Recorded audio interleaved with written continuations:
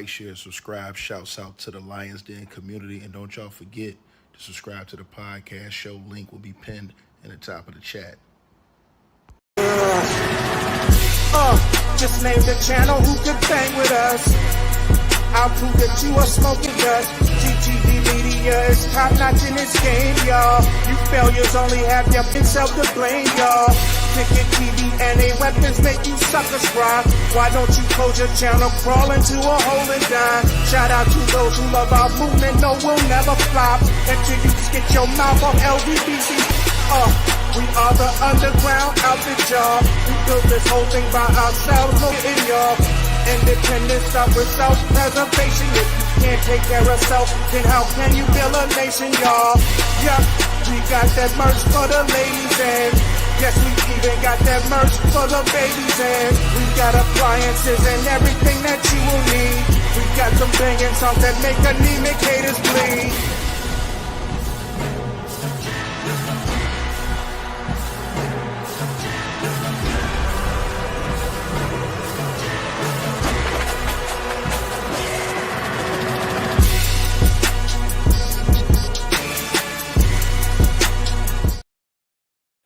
All right, man. So y'all like, share, subscribe as y'all come in. Press 2 if y'all can hear me in the comments, man. Got a mic check going on real quick. We're going to get right into this video, you guys. Got a mic check coming on. We're going to get right into this video. Salute to everybody that's tapped in. Y'all can hear me? Man, so here we go again, man. It's Jay-Z just been served with another lawsuit, man. Jay-Z's Rock Nation and Marcy Bryant-Croft, the woman, Jessica Santiago, the woman, lawyers, Quinn Emanuel, Urquhart, and this thing, man, it just looks like it's not going to stop, y'all, as lawsuit has been filed in Harris County, Texas. This time, the lawsuit has been filed by a man by the name of Jose Maldonado. So Jose Maldonado has now filed a lawsuit against Jay-Z's Rock Nation. Now, I'm going to read the lawsuit to you guys. From Jose, as Jose is, man, bro, he's basically saying and accusing, Jay-Z and his team of many things. And I'm going to tell y'all what it is right now. Now, in the first part of this lawsuit, I'm going to read the key parts of this lawsuit, not the whole thing.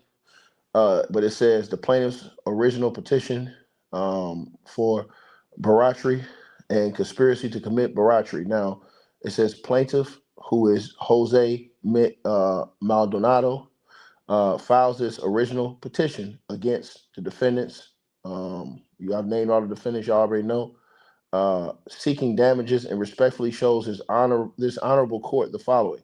Defendants have conspired to obstruct justice by engaging in shadowy operatives to illegally seek out more than 24 current and former clients of the Busby law firm to convince those clients to bring frivolous cases towards, you understand what I'm saying? Frivolous cases against the Busby law firm, right? The defendant, Rock Nation, is financing the effort. Attorneys Marcy Croft and Quinn Emanuel are orchestrating the effort. In some cases, defendant agents pretend to work for the state of Texas and have flashed fake badges. Soliciting clients is a crime in the state of Texas. Paying individuals to file false claims is unethical and criminal in the state of Texas. Impersonating the state official is also a crime in Texas. In at least one case, defendants offered as much as $10,000 to a former client of the Busby law firm to sue the firm.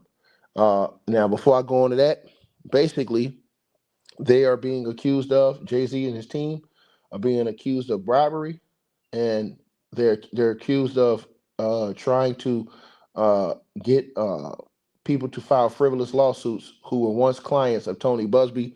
Now, this lawsuit has photos and different kind of, receipts in this lawsuit, but I didn't put on the screen. But I'm going to read it to you. So it says Exhibit 1, the transcript between Jessica Santiago and ex-client Uh, Geraldo Garcia, exactly. We have like 70 people that are in this class action, and there will be more. You're on the list, but we have two other people too. Today I'm visiting with you and with three more people who will sign up to be in the lawsuit, and it will increase daily. We have more pages with people. I don't know how many people, but there will be many. And if there are more people in the class action, that is better for you because that means you will collect something. Exhibit 1, transcript between Jessica Santiago and Geraldo Garcia. We are from the state, meaning they were trying to say they were from the state of Texas, I guess, is what this is saying, right? Which they're saying it was an impersonation. Now, let's get on to it.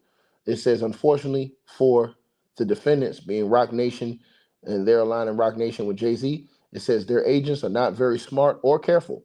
Their agents were caught on audio tape red-handed, not knowing that they were being recorded. Defendants' agents admitted that the defendant, Marcy Croft, a licensed Texas lawyer and member of Team Rock, were was orchestrating the effort. And in another recording, those agents described the criminal conspiracy in great detail, going so far to admit that the lawsuits would be reported in the press and that some former clients had already accepted money in the joint effort. This is absolutely devastating because Tony Busby is claiming that they actually have audio evidence of Jay-Z, these people saying these things. These people who work, I guess, for Rock Nation and lawyers who are associated and affiliated with Rock Nation of this bribery and criminal activity. Again, they say in this lawsuit, it says that they have recordings of these agents describing the criminal conspiracy. So they basically said they have on tape evidence of these people um, plotting a criminal conspiracy against Tony Busby and the Busby law firm with his old clients, which is why you've seen this. Now, to the person who says secretly recording folks, is that allowed in the state of Texas? Yes, it is. Um, so it says, and I'll go on, it says a licensed Texas lawyer and member of Team Rock was orchestrating the effort.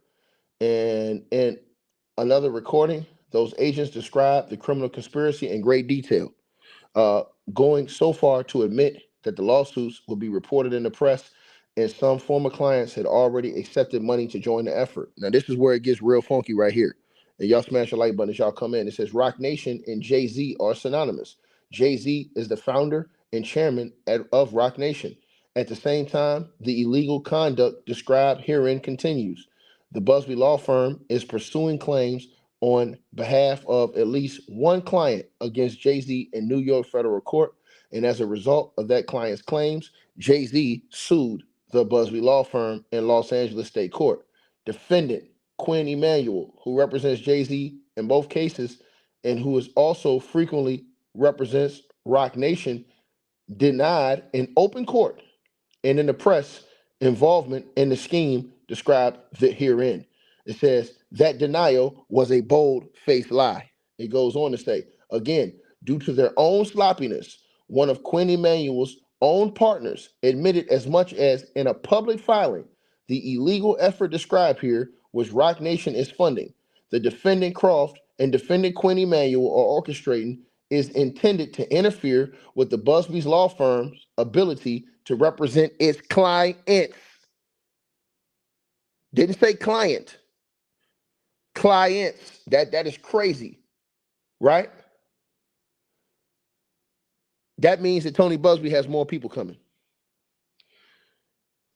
Tony Busby and the Busby law firm, and they are basically saying that they have evidence that Jay-Z and Rock Nation's team, Jay-Z's team, Rock Nation, I should say, have basically orchestrated a situation to where they're intending to interfere with Tony Busby's ability to represent clients. So he's only brought forth one client. Everybody wants to know why Tony Busby didn't bring forth those other clients that Jay-Z's lawyer said he was going to bring forward. Well, I guess this is what Tony Busby's talking about. Let me read this exhibit 2 down here before I get onto this next page. So it says, Exhibit 2, affidavit of Skylar Taylor. Exhibit 3, affidavit of Shannon Champagne.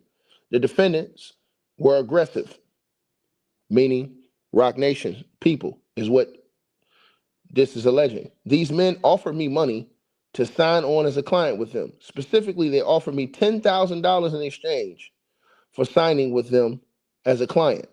Affidavit of Shannon Champagne. Defendant scheme has been successful in 2 instances so far.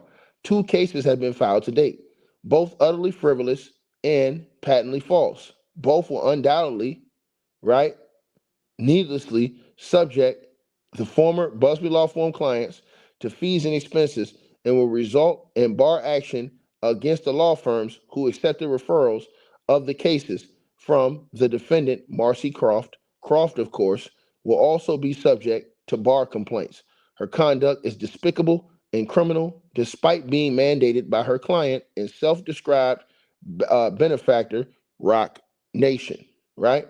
It says defendant Rock Nation routinely employs the law firm of Queen Emanuel. Queen Emanuel is also the law firm representing Jay-Z in the case he filed against Busby Law Firm in Los Angeles, as well as the case where Jay-Z was sued by a client of the Busby Law Firm in New York. Defendant Marcy Croft has been a long association with Queen Emanuel and Rock Nation. At least 2 cases have been filed so far as a result of this effort. The allegations in each are tailored to embarrass the Busby Law Firm, including absolute false and salacious allegations that have nothing to do with the underlying patently false legal claims. Each of these cases were orchestrated by the defendants herein. And it goes on. This thing gets uglier, right? So it says that Rock Nation is funding and defendant Croft and defendant Quinn Emanuel are orchestrating and is intended to interfere with the Busby's law firm's ability to represent its clients and offer pertinent evidence to authorities. Once again, they're saying that Rock Nation and their attorneys, they have evidence that they're not only trying to interfere with them in the representation of their clients that they're bringing forth against Jay-Z, but they're also saying that they're interfering with the efforts for them to offer evidence to the police. So they're saying that they're trying to stop them from giving their evidence, is offering their evidence as well to the authority. That's what it says right here in the lawsuit. I'm reading the lawsuit verbatim. So it says that they're trying to interfere with the Busby's law firm ability to represent its clients and offer pertinent evidence to the authorities. It says defendant scheme is summarized in the following recorded transcript. So this is recorded, y'all. I can't put this on the screen, but this is recorded. So this is written out, but they have this on recorded, and I'm gonna read it. What we're trying to do is we're trying to put this thing together for the company that we're working for. We could get you paid. You could get money right soon, you know. We gave this kid $1,000 to start yesterday just to get him on the right path. At the end of the day, this is going to go through the courts. Busby is getting sued, right? Exhibit 4, page 6, actual recordings from the tape. Also, it goes on. As a part of their scheme, the defendants attempted to use the plaintiff herein as a pawn. On the behalf of defendant Marcy Croft, 2 individuals attempted to call the plaintiff many times. They then went to what they believe was the plaintiff's home. They actually went to his father's home. It says they identified themselves as federal officers, right? It says when they realized that they had the wrong house, they continued to contact the plaintiff. They were pushy. They told him that they had to talk to him because they were with the state. They told him that they were putting together a lawsuit on behalf of defendant Marcy Croft and the company she was working for, and that she would assign his case to someone who could get him a lot of money. Rather than go along with their illegal efforts, the plaintiff contacted his lawyers at the Busby Law Firm. He now files suit for barbatry, right? Both a crime and a civil action in the state of Texas, right? Now it goes on again. It says this is just one of the multiple cases to be filed by the plaintiffs who have been illegally solicited by investigators working as a part of a cabal headquartered in New York City. The defendants have a long history of this type of abusive and egregious conduct described herein because they've gotten away with it for so long. Defendants think they can come down to Texas and do what they choose with impunity. They're wrong. Their behavior will have consequences both civilly and criminally, right? So it goes on, right? And now it shows some receipts over here, linking these people. It shows some receipt evidence linking these people, things like that, to, Rock Nation and all this other stuff, right? And so again, let me see. All right. So I'm gonna go to part 4, excuse me. Let me go right to part 4. It says, on behalf of 2 clients, Tony Busby and the Busby Law Firm sent demand letters, right? So here we go right here. Now we get into the facts. This is something y'all didn't know that y'all gonna find out right now. He had 2 clients. He had 2 clients that have allegations against Jay-Z. So that's what it was. It's a man and a woman, both underage. Let me repeat myself again. There's a man and a woman, both underage, that have allegations against Jay-Z. Tony Busby, according to Tony Busby, it says on behalf of 2 clients. 2. And how we know it's a man and a woman? Because Jay-Z's lawyer said it was a man and a woman. And he said they were both underage. We've already seen the woman. So the other one is a man, right? He says on behalf of 2 clients, Tony Busby and the law firm, Busby Law Firm, sent demand letters to Sean Jay-Z Carter's attorneys in New York, right? Right? The letters made no monetary demand. They only sought a confidential sit-down to discuss the client's allegations. In response to the 2 letters, defendant Quinn Emanuel filed suit against the Busby Law Firm on behalf of John Doe. That suit alleged that the firm was trying to extort John Doe, who they later admitted was in fact Sean Jay-Z Carter. The lawsuit was and is frivolous and will be dismissed. Several weeks later, the Busby Law Firm, on behalf of one of the clients who sent a demand letter, filed a lawsuit against Mr. Carter. At or around that time, defendant's conspiracy began. As a part of that conspiracy, current and former clients of the Busby Law Firm began receiving solicitations from investigators, aggressively encouraging current and former clients to sue the Busby Law Firm. The investigators used burner phones. Many times, the investigators used fake names or flash badges or credentials, but would not let the clients actually see them. During some of the contacts, the investigators were pushy, and in at least 2, they pretended to be acting on behalf of the state of Texas. One claimed to be a federal agent. Several of these calls or contacts were either caught on either camera or tape. In each instance, the investigators were careful not to disclose on whose behalf they were working. For good reason. The defendants in this case did not want to disclose their participation in flagrant violation of Texas law. Indeed, these defendants openly and brazenly violated Texas criminal laws dozens of times. Defendant Quinn Emanuel, of course, has now copped to the scheme. So they're saying that one of these guys, let me repeat myself. Now, let me say this. They're saying, allegedly, that one of these guys who is Jay-Z lawyers have copped to the scheme. So they're saying, they're trying to say that one of these guys have flipped and basically admitted to the scheme. It says it right here in the lawsuit. Right? Matter of fact, I'm going to put this on the screen because I don't want nobody to say I'm capping. Let me put this on the screen. I got to put this on the screen because the nigga will say I'm capping if I don't put it on the screen. And I was never capping.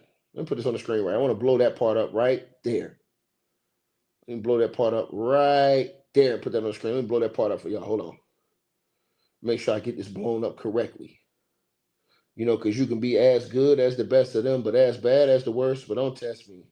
You got to move over. Right? So let me do this right here. Let me show y'all this. Let me show y'all this. Let me show y'all this.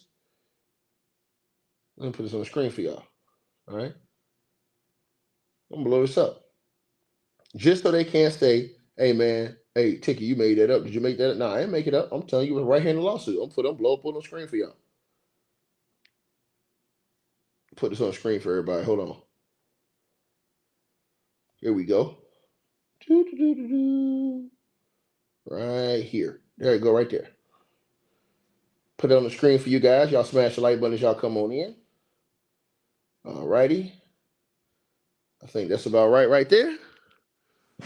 And we'll put this on the screen right now. Y'all can read that right there on the screen, ladies and gentlemen. We can have a read along like this is Barney and Friends. You know what I'm saying? We can have a read along like this is Barney and Friends. Right? And so let's get to it. Right there on your screen, ladies and gentlemen. As you guys can see, it says, and brazenly violated Texas criminal laws dozens of times. Defendant Quinn Emanuel, of course, has now copped to the scheme. That's what it says right there. One such target of the defendant's solicitation was plaintiff Jose Maldonado. Mr. Maldonado is a resident of Harris County. He was a plaintiff in the Jones Act lawsuit filed on his behalf in 2020 by the Busby law firm. His case was tried, but ended in mistrial due to juror misconduct. His case was settled in May of 2023. He was happy with his settlement and has no complaints. All right? Let's keep going. Got to keep cooking on this. Y'all know we got to keep cooking. Got to keep cooking, right? Then it goes on to say, with the Busby law firm, he had no complaints. Throughout the week of December the 16th, 2024, Mr. Maldonado was contacted multiple times out of the blue by two investigators, and several phone calls and even unannounced visits to the home of Mr. Maldonado's father. These investigators attempted to illegally sway Mr. Maldonado. They identified themselves as federal agents.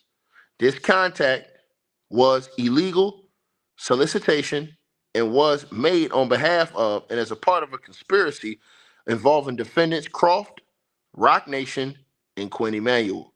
One of these investigators identified herself as Jessica Santiago. The other identified himself as Gregory Thomas. After showing up to Mr. Maldonado's father's home, they started calling Mr. Maldonado directly. They asked Mr. Maldonado if he was unhappy with his representation from the Busby law firm and whether they could see his settlement documents. They were pushy. They followed up, right, by explaining to him that they were with the state and the feds, but could connect him with a private lawyer so he could sue the Busby law firm. They told Maldonado several times that there was money in this for you. These investigators admitted they were working for an attorney named Marcy Croft at the law firm MJ Legal, PA. Defendant Marcy Croft is an attorney in Jackson, Mississippi. Defendant MJ Legal is a law firm Mrs. Croft purportedly owns. Mrs. Croft advertises herself as a member of Team Rock. Moreover, Mrs. Croft advertises that she has become actively involved with criminal justice reform and prison reform alongside Rock Nation's philanthropic arm. Team Rock, she further advertises herself as being involved in numerous litigation actions pending on behalf of Team Rock families and hundreds of incarcerated men. Marcy Croft has worked with Rock Nation for years, alongside Quinn Emanuel's Alex Spiro. Spiro and Quinn Emanuel are currently opposing the Busby law firm in at least 2 cases. Right? Unbelievable stuff going on here, man. Unbelievable stuff, man. Unbelievable stuff, bro. Unbelievable stuff. This is crazy, bro. So Tony Busby has another client come out and file a lawsuit against Jay-Z and they're claiming that they have the evidence on tape. They say they have audio and videotape evidence, and they said they're also making this a criminal as well. They said this is not only what you call it, a civil. They're saying that this is a criminal. They are filing criminal charges as well. They said that in the lawsuit, they're alleging that Jay-Z's team is trying to stop them from not only presenting evidence with their clients to the authorities, but trying to stop them from filing more cases against Jay-Z. Now, they've already admitted tonight in that writing that they sent two. So they have two lawsuits that they have right now. One of them was a dude, one of them was a lady. Both of them allegedly were underage.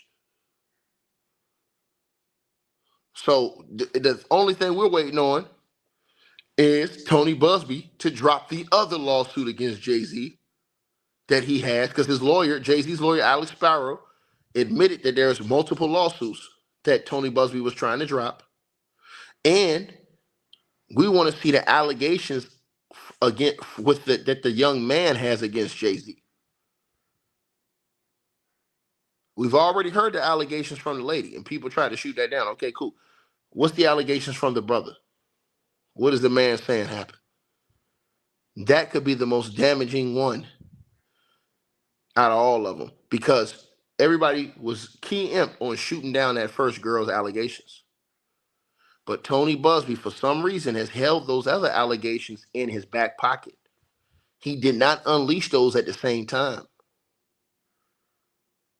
Tony Busby is letting this thing drip.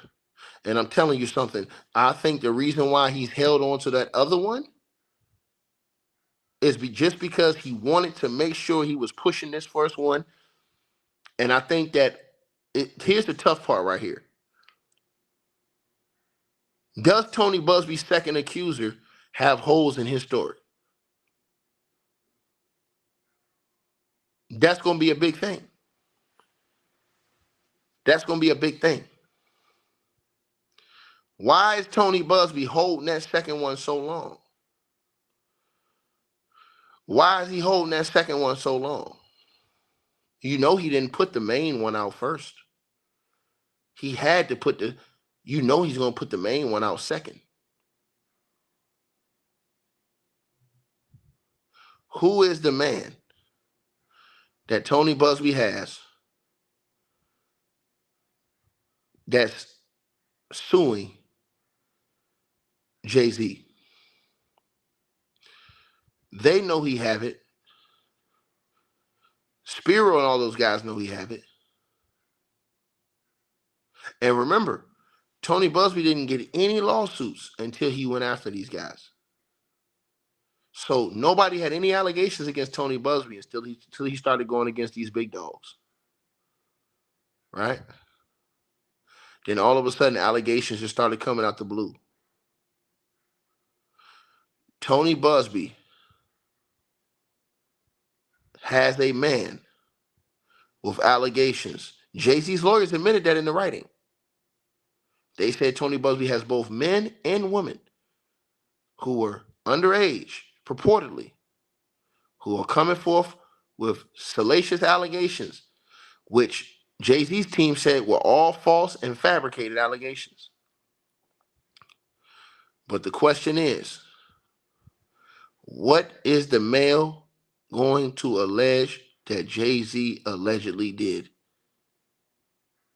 That is going to be the most devastating one. And I think Tony Busby, in my personal opinion, I think that's why he held that one. Because I think Tony Busby knows that that one is probably going to have the most damage. Because, for one, it's a man. For two, it's underage. And for three, who is the man?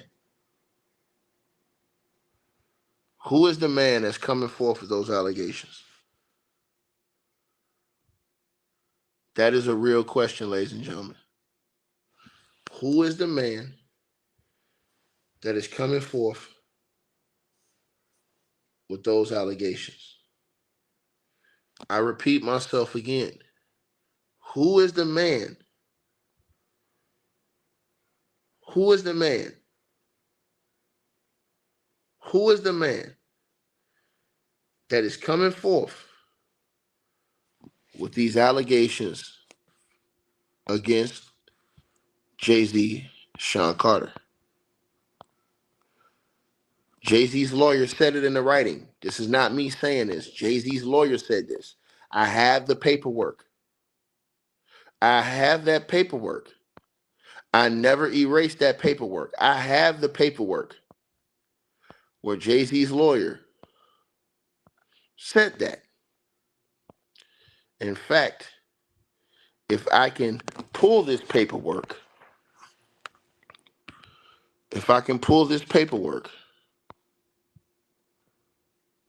I can maybe refresh you guys' memory. I have this paperwork.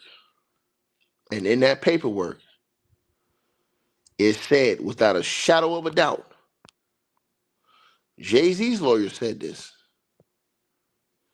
Jay-Z's lawyer said this, that Tony Busby was planning on bringing both male and female underage accusers against Jay-Z. Now, he did say that they were lies and they were frivolous lawsuits and they were lies, right? Alex Spiro has not been able to talk about the other lawsuit because it hasn't dropped. Tony Busby has not put out a name. He could go at the first one because they went and did the interview and then he tried to go after the details, right? But the second one is tricky because Tony Busby is, lack of a better word, playing cat and mouse. He's hiding that lawsuit. Remember I told y'all I don't erase anything. I don't miss anything. This is from Jay-Z's lawyer. Remember when Jay-Z's lawyer wrote this? It's right there on your screen. It's all in the paperwork. Jay-Z's lawyer wrote this, Alex Spiro. You can look it up. He said the plaintiff John Doe, who was at the time Jay-Z, we did not know it was Jay-Z, but it's Jay-Z, is the victim of a scheme by defendant Anthony G. Busby and his firm, the Busby Law Firm, who are shamelessly attempting to extort exorbitant sums from him or else publicly file wildly false, horrific allegations against him. Defendants, meaning more than one, it's got an S on it, have threatened to unleash entirely fabricated and malicious allegations of sexual assault. So the man's allegations are sexual assault. We just don't know what he's specifying happened to him, including, and this is how you know it's underage, multiple instances of R wording underage, both male and female, against the plaintiff, who was then Jay-Z, if he refuses to comply with their demands. These baseless accusations are nothing more than a weapon and a calculated plot to destroy the plaintiff's high-profile reputation for profit, despite the complete absence of any factual basis for such claims. It is a man. Tony Busby has already came forward with the allegations from the female. Who is the male that was underage that is making these allegations against Jay-Z? Who is the man? That is the key. Alex Spiro was able, because of the lady, to go out and basically try to debunk that entire story that she gave on NBC in the interview. But the man, who is the man? Why is Tony Busby holding that one? I have a couple questions in my head. I have a couple of questions in my brain. And the first question I'm going to tell you guys that came to me: is the man a celebrity?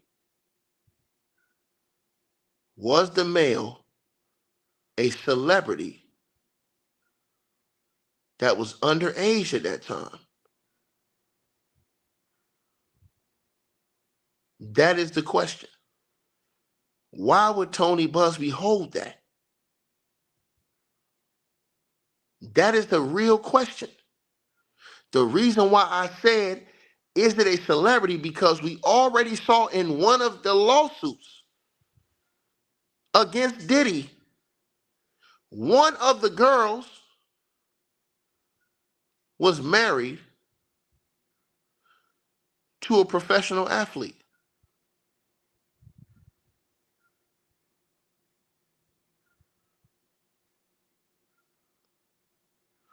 Why is Tony Busby not dropped this other lawsuit? When is Tony Busby going to drop this other lawsuit?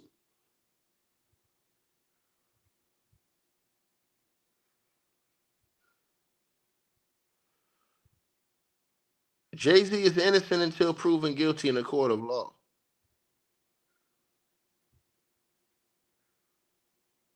He should be able to have his day in court. But the question everybody should be asking right now is, why is Tony Busby holding this second lawsuit? He already sent a demand letter to Jay-Z's lawyer for both of them. He admitted it in the lawsuit today.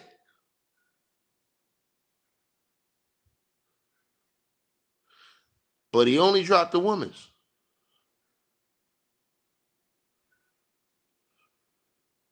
Why is Busby holding on to the other one?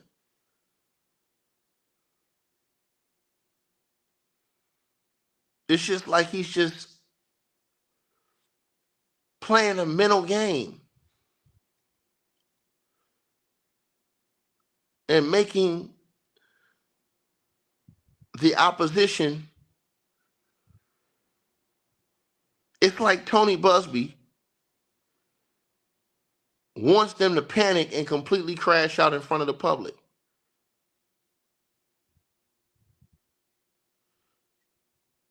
We've never seen Jay-Z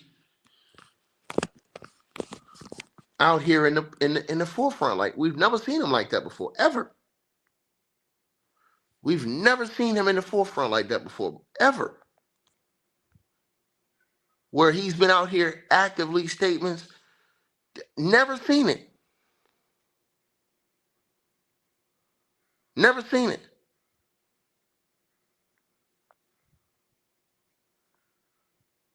And then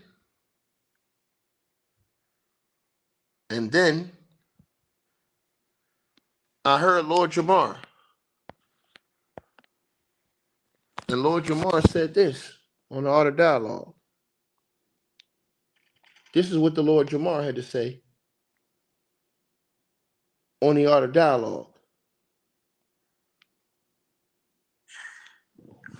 Listen, I I think everybody's flabbergasted. Like, you heard his name bubbling when all this Diddy stuff started surfacing. So, you know, when that allegation came, it was, you know, shocking but not shocking. You know. What do you mean? Respectfully, and salute to my brother, Art of Dialogue. Lord Jamar, listen to what he said. What do you mean it wasn't surprising? Somebody put allegations on somebody on an underage. That's not surprising? That would be surprising to me with most people. You heard his name bubbling when all this Diddy stuff started surfacing. So, you know, when that allegation came, it was, you know, shocking but not shocking, you know. But then it seemed like, you know, he did step to the pretty fast. Like, oh yeah, well if that's the case, I encourage you to file a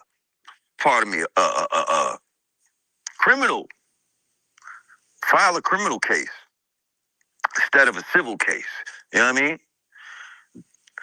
Then, you know, I don't know, homegirl's story started to come in question, and her pops don't remember taking her home and all this crazy shit. So I don't know what to think about it. We would hope that that's not true, but at the same time, I don't put nothing past none of these motherfuckers, especially when they're at a certain level. Like, you know what I mean? Especially when they rubbing elbows with these satanic, you know, manipulators and rewriters of society. At the same time, I don't put nothing past none of these motherfuckers, especially when they're at a certain level. Like, you know what I mean? Especially when they rubbing elbows with these satanic, you know, manipulators and rewriters of society. That made me think. That made me think. I really had to think when he said that. I really had to think when he said that. Right? And then I heard Gene Deal say this in an interview with him as well. Next Monday, we are starting the... I heard Gene Deal say this.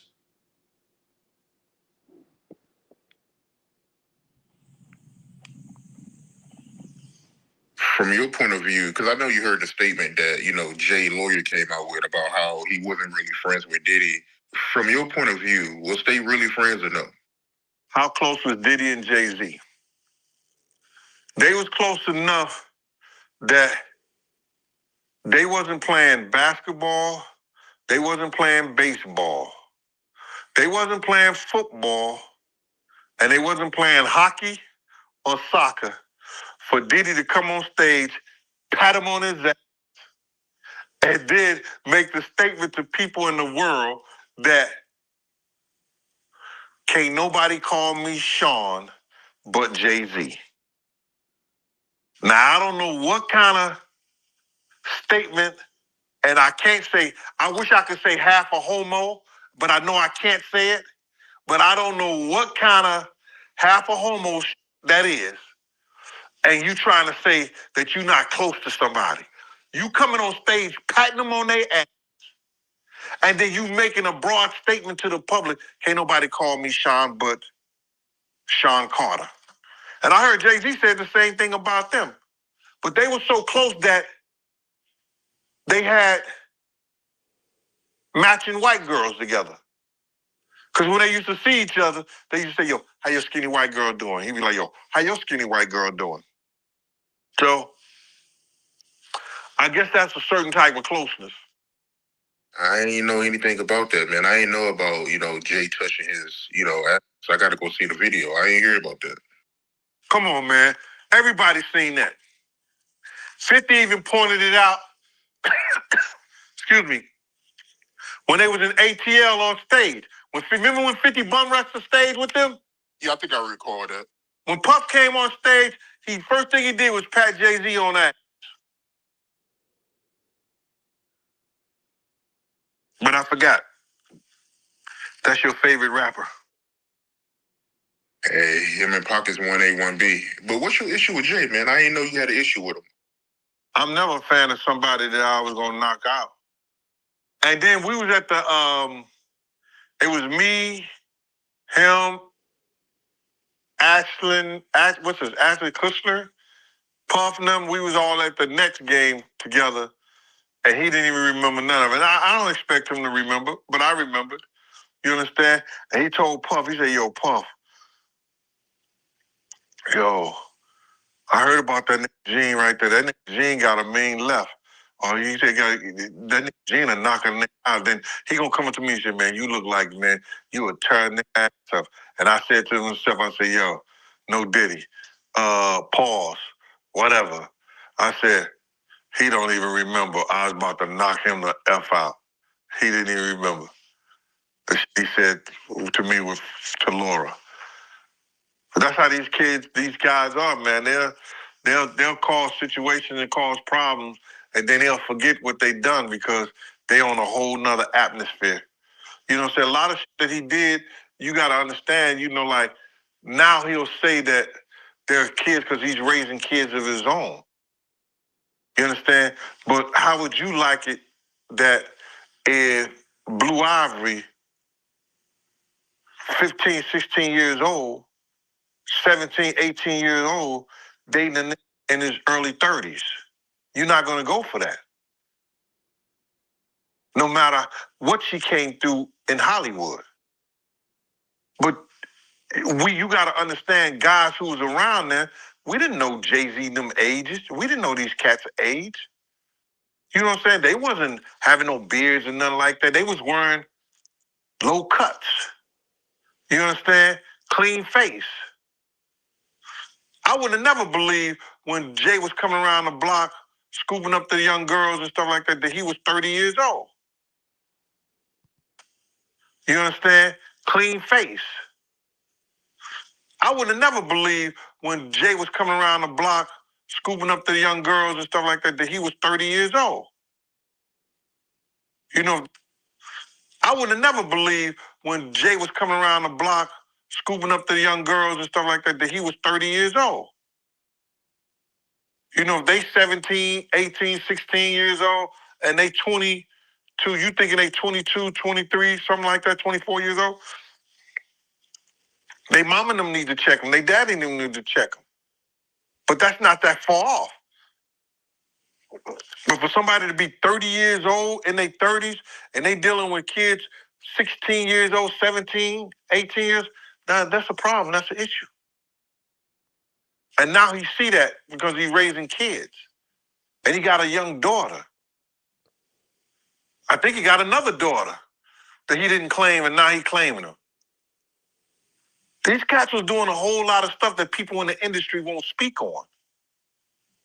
And then now that you're speaking on it and it's becoming where is that you can get on YouTube and you can talk about this shit and say what you seen or say what you heard, you understand, or what you know, some people look at it being a problem. Unbelievable. Unbelievable, man. Gene alleges that he saw Jay-Z coming around picking up youngins. Is what Gene is alleging that he saw. He said he didn't know at the time that the man was 30 years old. That was what Gene Deal said. Lord Jamar, when they asked him, was he surprised by the allegations? Lord Jamar said, no, not really, because of who some of these guys are linked to. That's unbelievable. I pray that these allegations are not true against Jay-Z and some of these other people like Diddy. But the problem is is that, for one, Diddy, his lawyers today came out and his lawyers went ballistic today on those new allegations that have come out, basically accusing Sean Diddy Combs of having sexual intercourse in his studio with youngins. And that Vibe report, and Vibe magazine publication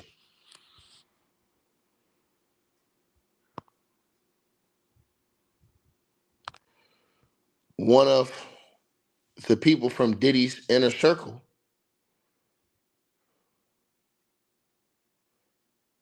says that he witnessed Diddy having sexual intercourse with youngins in the studio. Somebody said, and I saw this in the comments, they said, well, why didn't they report it then? Why didn't they report it?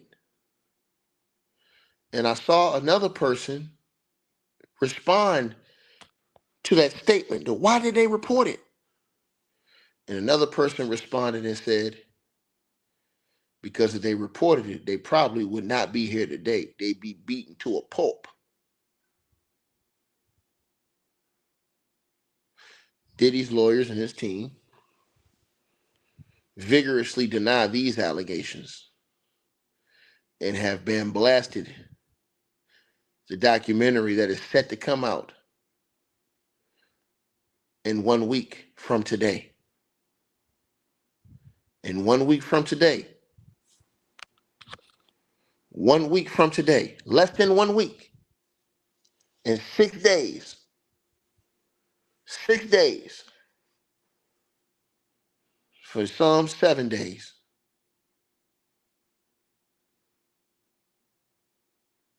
That documentary, which features Al B. Sure and many other alleged associates that were in Diddy's inner circle, who have now flipped and turned to give testimony.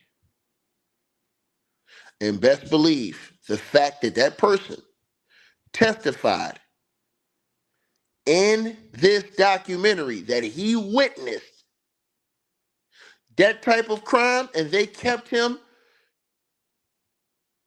unidentified, best believe he's in a federal case.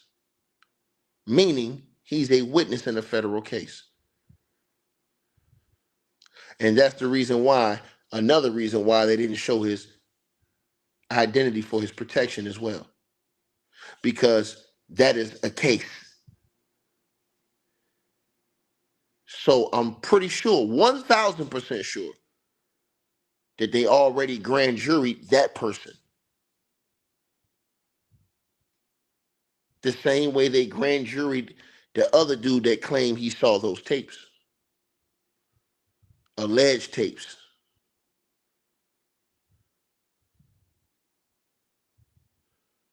And now, on March the 7th, that list will be revealed.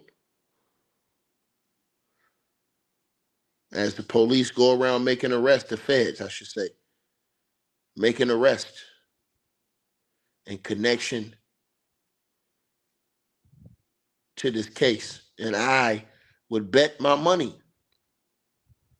that many of those people have turned and given testimony, witness testimony, and whatever evidence possible to the feds to save their ass.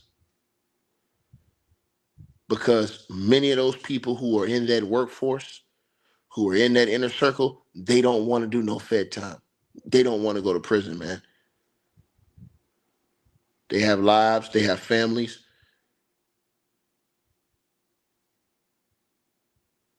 And yes, it's going to be a sad day for the entire industry. But if this is really going on with youngins and kids that are underage, I'm sorry. We all have to stand on business for that. Regardless of who we like. It is always a duty to protect the young ones, man. It is always a duty to protect the young ones. And I will never forget.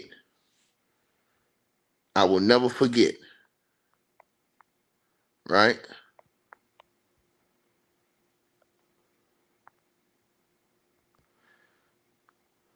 What that man said. I will never forget what he said.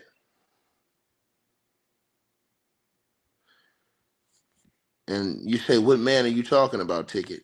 I'm talking about the man named John Ramirez, who himself claimed and stated that he used to worship the devil, but he turned his life around and gave his life to God, and he denounced the devil. And I'll never forget what he had to say. Satanists, warlock. What is the spirit, demonic spirit behind the Diddy? Jezebel. Talk about it. Jezebel is a spirit. When I was in Santeria, right? Ochun. Ochun is the goddess of they call it the goddess of the ocean, the goddess of the river, I'm sorry. And she was the mother of the gold, the honey, right? That's how they described her, but she was Jezebel. Because when Ochun came down to a powerful medium, they had to bring a goat, represents a male, right? They tied the goat's mouth and they castrated him in front of her, alive. And I took your manhood. And then the blood and all that, they do rituals with them. Don't need to get into the whole stuff. But that's what they do, right? So Diddy has a Jezebel spirit. Controlling, manipulative, dominating, okay? Diddy doesn't know the difference between man and woman anymore.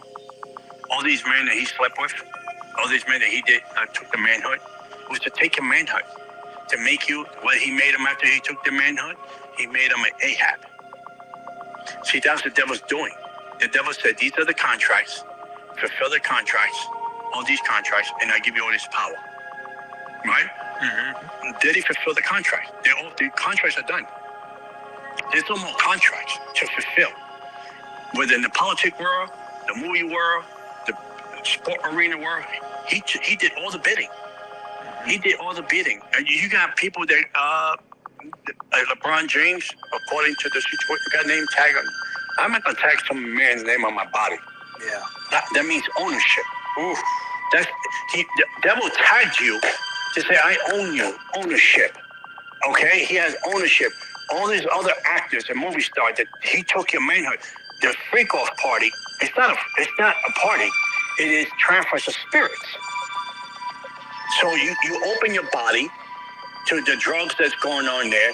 We saturate your body to open your body to put demonic spirits in your body, because the next person, that's what the Bible says, sex outside of marriage is a sin. Why is it a sin? Because of two reasons. It brings premature death. Not spiritually, physically, you catch AIDS or you catch a disease, it brings premature death, right? And the other one is transfer spirits in you, all kind of spirits. If that person was a whoremonger and slept with people that had bipolar, slept with people that were depressed, oppression, drug addiction, those spirits now I own part of that. Timeshares. Spiritual timeshares. Wow. I own some of those spirits. Wow. So in the freak-off parties, that's what they did. So now the devil said, the contracts are over. I don't have any more contracts for you. That's why you see Cardi B. Yeah. She's freaking out. She's catching meltdown. Katy Perry, meltdown, makeup, meltdowns. I don't want to do this anymore. because the pressure's on for new contracts. So Diddy's a display that the devil's putting on display. Say, see, I'm done with him. I don't need him more. Now I'm going to destroy him. Right? That's what's going to happen. Yeah. Remember, mark my words, it's going to happen. The devil don't want to give him any new contracts. Now that brings fear into Hollywood. That brings fear into the music business. Am I next? Am I the one that's going to be exposed next? Am I the one that's going to be put on display? Am I the one the devil's going to take out? So the devil said, no, I won't take you on one condition. Give me new contracts. Here's a new contract. Do this, do this, do this. Now they have to do it. They have no choice. So it's a demonic kingdom operating in fear, operating in stronghold bondages by one person. One person, think about it. How can one person affect all these people if you don't have the devil behind? Unbelievable. Look at all the people that he affected. That he came to his parties, okay? And the devil said, record them, because those are behind. Unbelievable. By one person, think about it. How can one person affect all these people if you don't have the devil behind? Unbelievable. Look at all the people that he affected. That he came to his parties, okay? And they're behind. Unbelievable. By one person, think about it. How can one person affect all these people if you don't have the devil behind? Unbelievable. Look at all the people that he affected. That he came to his parties, okay? And the devil said, record them, because those are my contracts. Not recorded because you have something on somebody. No, you have a contract on that person now. In other words, if you don't continue to do what I want you to do, and then I have leverage over you to expose you and to end your career. It's a demonic system into what was handed over to P. Diddy. One person cannot accomplish that in his own strength and his own doing. You need the devil and demons involved to get that done. That's a train wreck. Wow. And watch the coming days, watch the coming weeks. Think about it. The system that gave them the freedom to do it now has them spiritually incarcerated and don't want them to give them bail. Watch the coming weeks. Think about it. The system that gave them the freedom to do it now has them spiritually incarcerated and don't want them to give them bail. Watch the coming weeks. Think about it. The system that gave them the freedom to do it now has them spiritually incarcerated and don't want them to give them bail. The same system that it was okay for him to do this all these years, they knew about it, and now they got him incarcerated, and the devil said, don't let him out. Because he'll flee. Don't let him out. I need him to be an example. It's going to be worse than Epstein. Epstein was suicide. It wasn't suicide. They killed that guy. They killed him. P. Diddy don't give himself to the Lord wholeheartedly and turn from his wicked ways. The demise of what the devil has for him is worse than the Epstein. Unbelievable. Unbelievable. Now again, Sean Combs and his team have stated his innocence, and they said that he is innocent until proven guilty. But I'm going to tell you guys something. It is something going on out here where everything is coming. All these allegations against all these different people are coming out. You guys have seen the lawsuit against Skip Bayless come out, and all those people over at FS1, Fox Sports 1, that we've talked about on this channel. All these alleged sexual harassment things going on. Women alleging that there was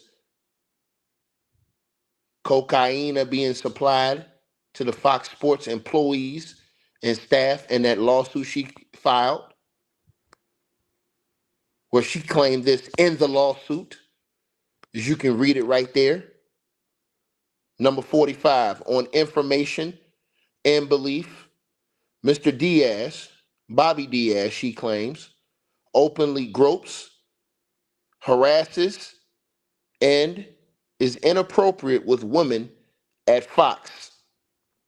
On information and belief, Mr. Diaz has not been fired, reportedly due to his role in supplying the cocaine to numerous Fox employees and talent, even after an incident where he removed his pants on live camera.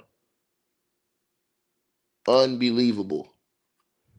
These are all the things that you guys are seeing that are being put out here in front of the public. The Mike Jeffrey situation, the allegations against him, the allegations against Eric Adams in New York and the situation he's dealing with. And now the allegations against Sean Jay-Z Carter, where his own lawyer said that Tony Busby was planning on bringing multiple lawsuits with salacious allegations, which they say are frivolous and are not true, against Jay-Z, both from male and from female. The only thing I think that everyone in this situation can do is just ask God to forgive and bestow blessings upon all of us, because it seems like it's going to rain. It seems like it's going to rain. It seems like it's going to rain. And if it does rain, Lord have mercy, man. Lord have mercy. But I want to leave this with you guys. I want to leave this with you guys today. Right? And that is, right, something that stuck with me. And it never, ever, ever went away from me. And I recommend everybody go subscribe, if you're not, to the Brother the Art of Dialogue's channel. I think that brother deserves an award for all of the content that he has been able to produce and put out on his network. And I think that he has been, I just think that he has done a great job, man. But I want y'all to listen to this, because I just felt like, man, it's funny. I'm just going to let it play. Shout out to my brother, Art of Dialogue. And I want y'all to listen to this, man. Humble a person. You know how sometimes you got to humble somebody? You're right. Yeah, I think he's being humbled right now. Which it took a long time. It takes a long time to humble an arrogant person. So Diddy, he's an arrogant guy. Very arrogant, selfish. All of those kind of things that you don't like. You don't never see in a true friend or a grown man. You know what I mean? Like, you're a grown man, you carry yourself like a grown man. He doesn't carry himself like a friend, you know? So you're not surprised when you hear Cassie say that, Diddy, he used to hit her and she had to cover up her bruises with makeup. You're not surprised when you hear that. Because I interviewed Gene Deal, and he wasn't around Bad Boy when Cassie was around. But he told me that, he did the same thing to Kim Porter. Oh, you could take it before then, and then you can remember when Misa was dating, Eric Sermon from EPMD? And that was her childhood boyfriend, like, coming up. They was the, lovey-dovey couple. And it was back then. He used to, do that with Misa. So, and one thing I always say is, as a man, and as anyone in a relationship, we often go through these kind of things. So I've seen it in friends. I've seen it in him. I've seen fights. I've seen all kinds. I've seen fights between, when he have an argument, fight with a female, whatever it may be. I've seen it with my own friends. But sometimes you say, we all go through things, but once you have a sign of doing it over and over and over again, that's when it becomes a problem. You be like, so every relationship that you get in, you're violent in them? So you say, I don't have to wait to see what he would, I was around when Cassie was there. I knew Kim Porter before I knew Puff.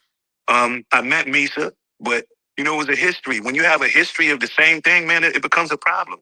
Something you do once or twice, you get over, first you're not supposed to put your hands on a woman's the way I was raised.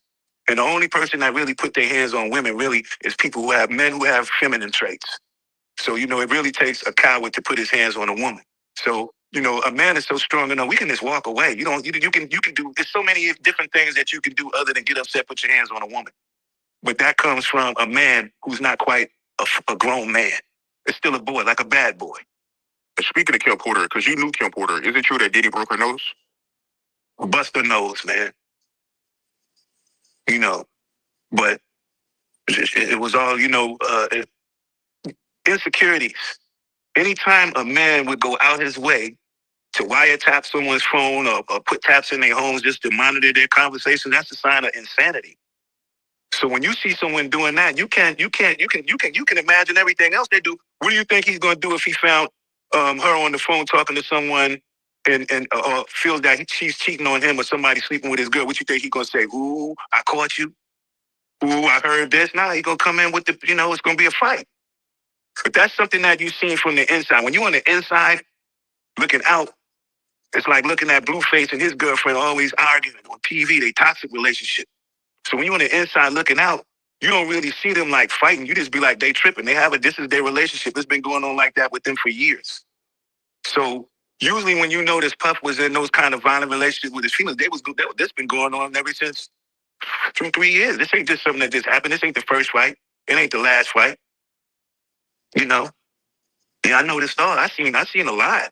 I seen him walking with scratches and bruises on his face. And you be like, who scratched you up, dog? Who's scratching you? What, you had a fight with a cat? What's going on? You know?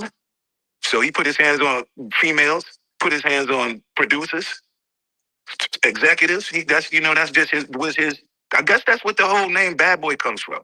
That people don't really understand. What is it? What is a bad boy? Why did he choose that name? You know, like he never really gave a clear definition of how he feels about that name. Not yet. Could be bad business, bad friendships, bad blood, all of that kind of bad stuff. You know what I'm saying? Bad boy. Yeah, man, terrible, man. Just hearing that. I mean, and it's coming from you, too. You somebody that, you know, you was close to Diddy and you was on Bad Boy. So, yeah, man, it's heartbreaking, man. How you feel about the two victims that came forward accusing Diddy and Aaron Hall of raping her? When you hear stuff like that, you're not surprised, huh? Not at all. Not at all. I seen, you know, I had to take a second to really reflect.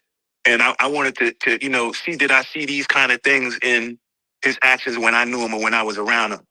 Did I see him have those bursts of violence? Just not on, you'd be like, he did it. If you seen that, there was another video, he won some, he just over cocky. That's why he got fired from Uptown. He's over, what do you call someone who's overly confident?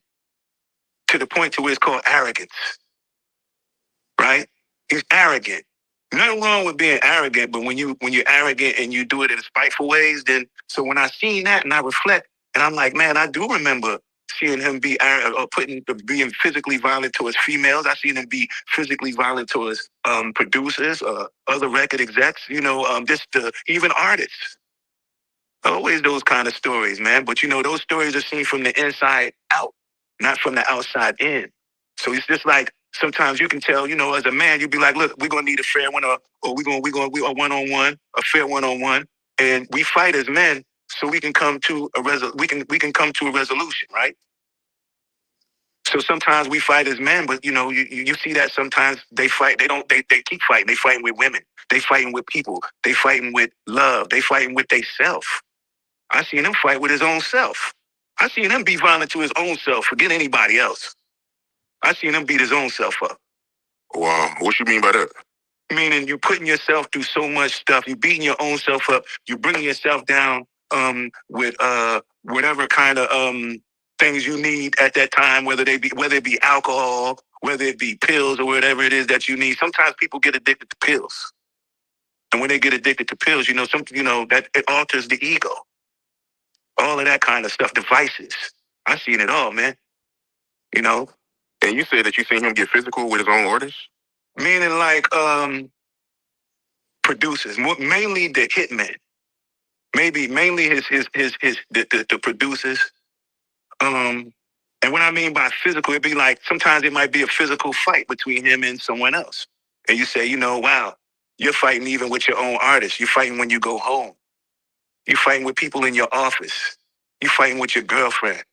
You fighting with me. You just want to fight everybody, don't you? That's what, when you think of that name, that might be what he defines bad boy. It's really about that energy that he feels like what makes him. That's what makes him. He's I always seen violence in him, man.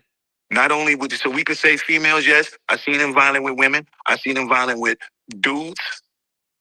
I seen him try to be violent with me. That didn't work. It didn't even go as far as you could throw me. Because you know I'm a grown man. I just how you talk to me and all of that. You know I respect you. You respect me back. If you have a problem respecting me, I have a hard time respecting you. I don't care how much money you got. Money don't mean nothing to me. You know what I mean?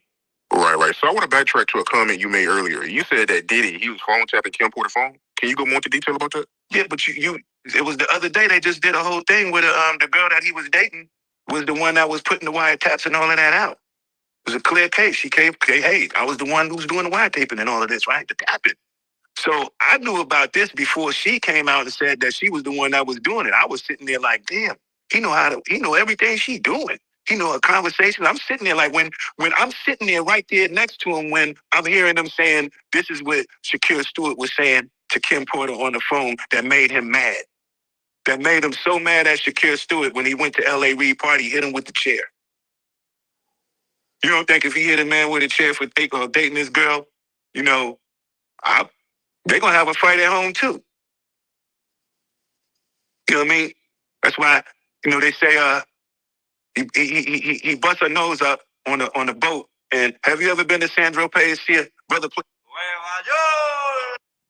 That was that song on I Need a Girl Part 2. You ever been to San Tropez and seen him play a mandolay? That's the song he was talking about, y'all.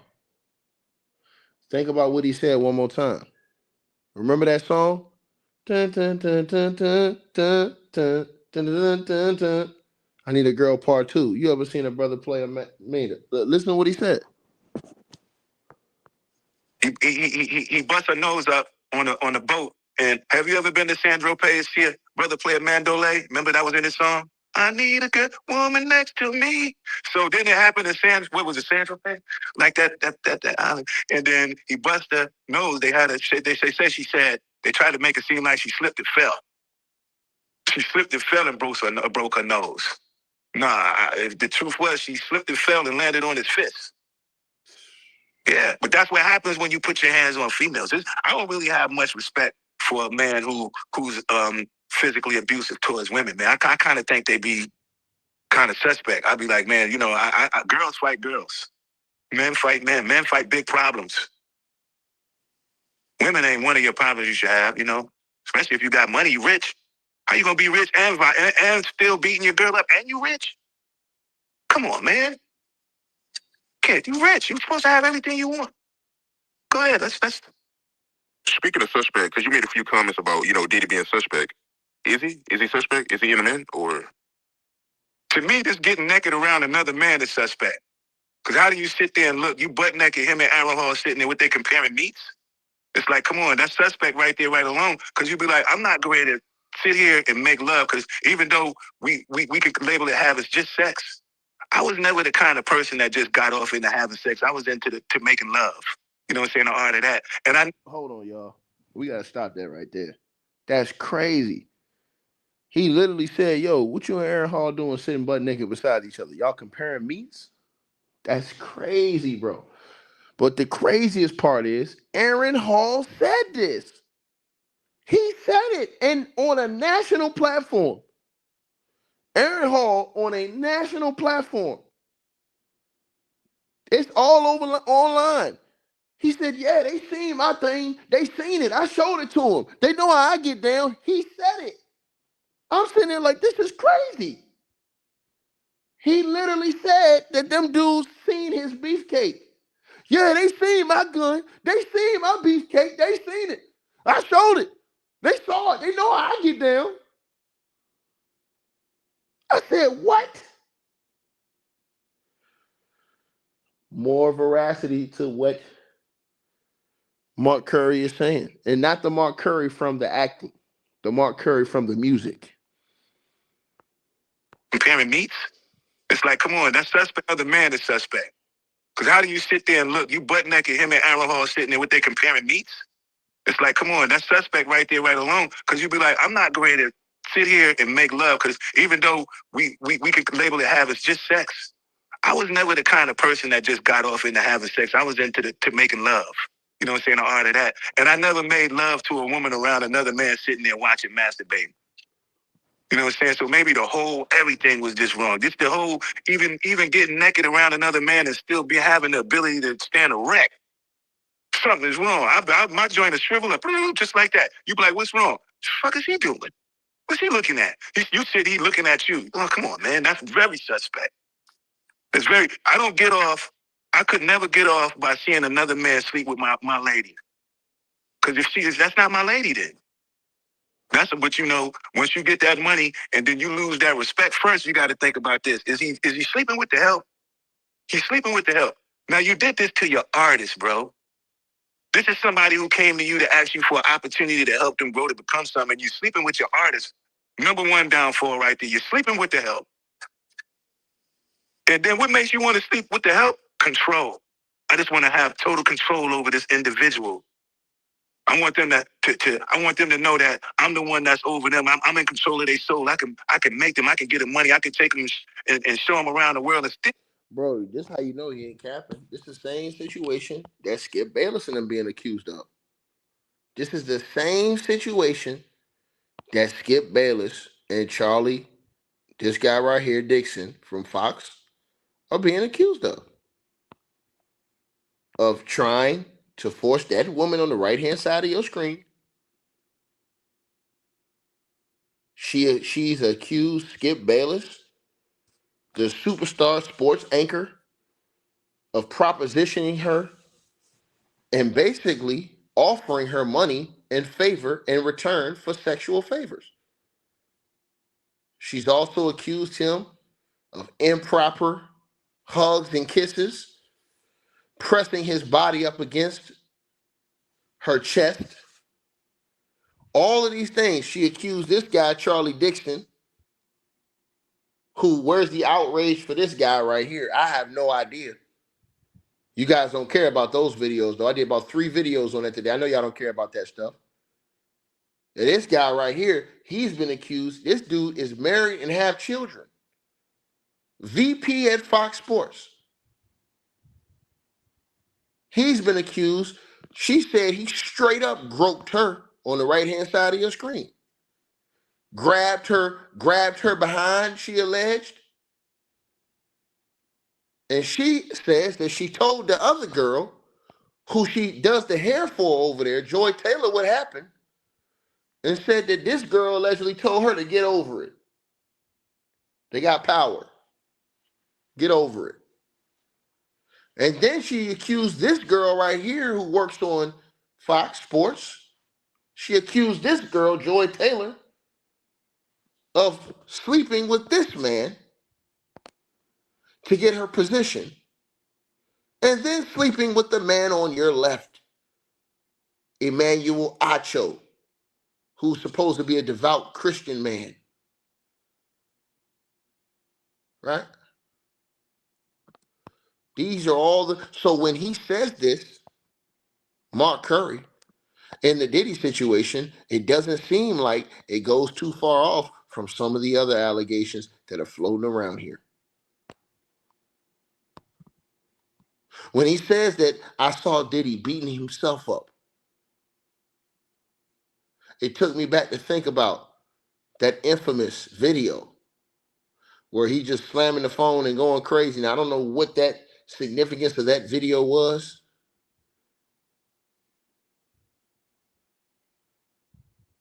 And again, Diddy's lawyers and Diddy have maintained that he is innocent of all these accusations. But I'll be damned if those accusations have not stacked up. I want them to know that I'm the one that's over them. I'm in control of their soul. I can make them. I can get them money. I can take them and show them around the world and still whoop their ass. That's crazy. That's insane. That's insanity, brother. Do you recall any situations where you seen Diddy get into it with a female? Now, let's say cases like, let's say a case where it might be a female that likes you. She naturally just like you, but he likes her, but she likes you. He's upset about that. He don't like that, the fact that she like you and don't like him, because he done worked hard to get the money, the jewelry, the cars, the house, the pool, the everything else that he think he needs in order to make himself feel like that person, that man. And then you don't have to have none of that, and this female still likes you even more than she likes him. He hates that. So that to me, I call that a man who has a problem with real men. That's crazy, man. So he'll feel a type of way of a female when one of his friends and not him. Yeah, you know, he got to be the one, the shiny suit. That's why he put on the shiny suit. It's only one shiny suit. Can't be two shiny suits in the video, man. It's only one shiny suit. It can't be two kings under one castle. He know those words. Milk knows those words, man. Milk knows those words. Have you and Diddy ever got into it over a female? Yeah, I had this, one time. You know, one, I want y'all to know this. These stories are strictly for when I was young and I didn't know no better. But now that I'm a grown man, my whole life has changed, man. I'm a different kind of individual. But yeah, Let me address what he just said right there. And this is the reason why. What he just said right there is the reason why I believe a lot of people are going to try to flip on Diddy. It's because I don't think that when some of these things allegedly happened years ago, again, y'all, you guys got to think about this. Everybody that's listening to this video under the sound of my voice, some people are in different places in their life now than what they were 10, 15 years ago. Some people have grown into different aspects of their life. Meaning, some people who would party, go to clubs, get high, do all that stuff 10, 15 years ago, now they're in a different aspect in their life. They don't live like that no more. They're married, have kids, have a family. You think now all this come back up and now they talk about Fed time and you think niggas trying to go to jet, man, you done lost your damn mind. People out there just singing like the boy, the way you make me feel. I'm trying to tell y'all this. You think about it. So some people are in completely different places in their life, and this stuff may have happened 15, 20 years ago. And now this is like stuff that's coming up from 15, 20 years ago. And you talking about I could get caught up in a goddamn Rico? Oh, hell no. So when he says that, he says, yo, that was my past. That's how I live in the past. See what I'm saying? That's what you understand. And you say, damn, I get it now. Some people, they ain't where they at now, where they were then. Some people 15 years ago were immature. They didn't have the thought process they have now. They've completely changed their gimmick. I told you guys that some girls, they were straight freaks when they were in high school, when they were in college. They get out of college a few years, they turn their life around, and now all of a sudden, the last time you saw them, you knew them from high school, from college when they was freaking. But now you see them now, married, kids, family, husband. You like, huh? You like, damn, she switched her whole act up. Ladies can say that about men too. Men who you went to school with, who had all these girls, all these chicks. Now all of a sudden you see him, he's married, got kids. He's in a whole different place in his life. And you kind of feel good for the person. Some people don't, because they still want you to be in that same place you was 10, 15 years ago. But this is the type of stuff I'm telling y'all, because this case right here, you're talking about things happened 15 years ago. Man, some people ain't going to be wanting to be dealing with nothing like that. But man, I'm finna get y'all everything y'all need. Diddy maintains his innocence. His lawyers say it's all cap. This is all lies.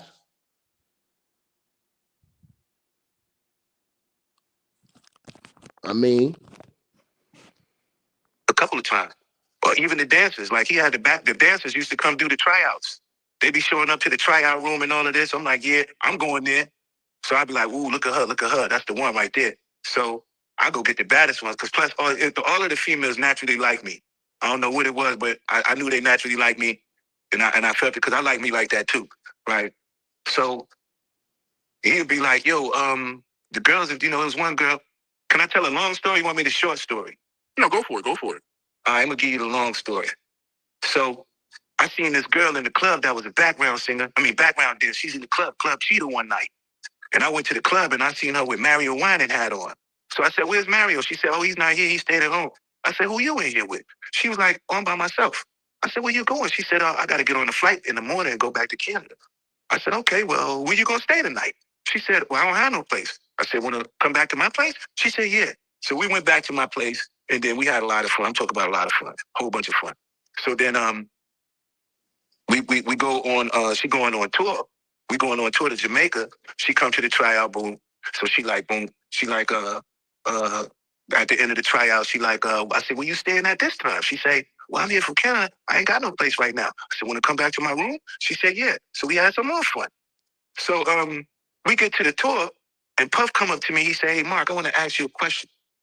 He said, did you sleep with her? I was like, yeah. Because I ain't want to lie. Act like, no, I didn't. I was like, yeah. He said, how did you do it? I said, I did it like a grown man. I did it like you're supposed to, right? And then right after that, the girl was off the tour. Never seen her again. Kicked her right on off the tour. Second time, I'm in the Bahamas, run across a girl. He like, Mark, where you get this girl from? I said, I got her from the club. He said, she kind of bad. He said, if you give your girl to me, I'll give you one of my girls. I said, Puff, I can't give you no girl. I said, but if I walk away and she like you, then that's what it is. But I walk away and go to the store and leave her in the studio. I come back and she boot up with you and y'all together. I'm going to be like, hey, okay. I ain't going to have nothing to do with it. So I come back, the girl mad. She said, why you leave me here with this creep? I said, where's Puff Daddy? Who else? I couldn't even leave you with someone better. I thought you would be happy. She was like, no, I'm not happy. I don't like this dude. I said, damn, dude. He's looking at me. He was like, yo, get out of my face because you know what I do to girls like this? I was like, I don't know. But he was already ready to hit her. He was like, I spit on her. So then she was like, well, I told him I ain't like him, but I got a twin sister. But I told him she won't like him either. That's when he really got mad. I had to get that girl up out of there quick because I realized he was going to try to hit my girl or be violent towards my girl because my girl didn't like him. See, money can't make females like you. He the kind of think that they're going to like him because he got some money. All of the pretty females I know in the world, man, they don't like you for no money, man. They like you for your heart, especially if she's a female of substance. That's just my opinion. You can have money, then one day you can't. So when you go broke, that means you're gonna lose your girl too. Nah, I don't lose females to failure. We go different. I want to get your opinion. You was around Puffy, you was on Bad Boy. Looking at this lawsuit, Cassie, she claims that her and Diddy had freak-off sessions where they would get a male prostitute in. You talking about the freak-off session where they used to do in the studio and all of that over different entertainers' houses and stuff? Where they be having them parties where they won't invite you to?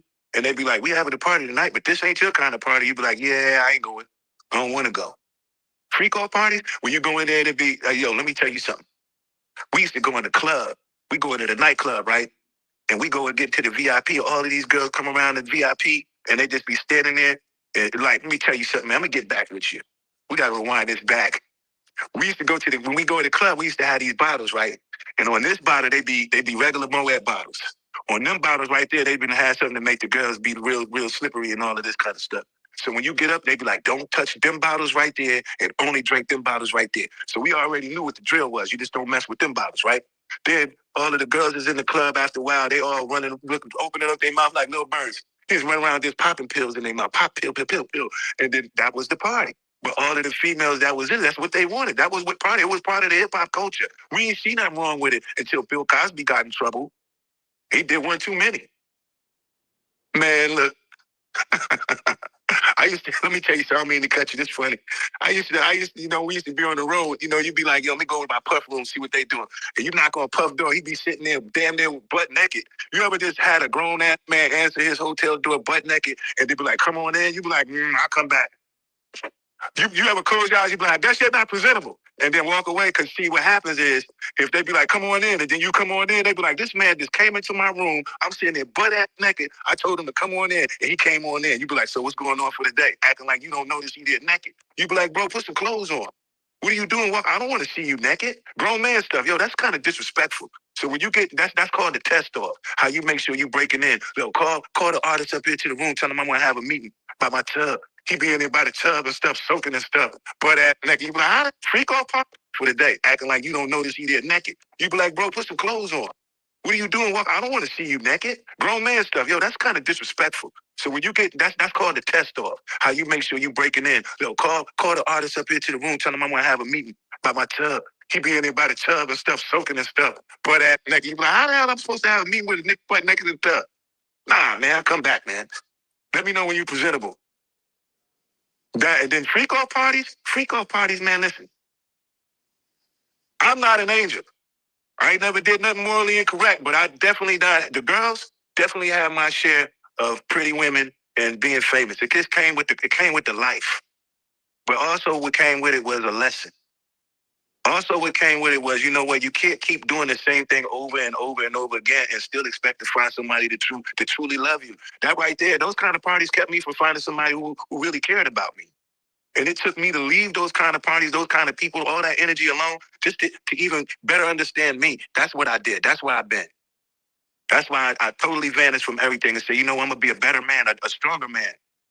And that's what I recommended that he do. I'd be like, bro, it's time for you to be a stronger, bigger person. But he still wanted to remain minute. And that's what's happening to him today.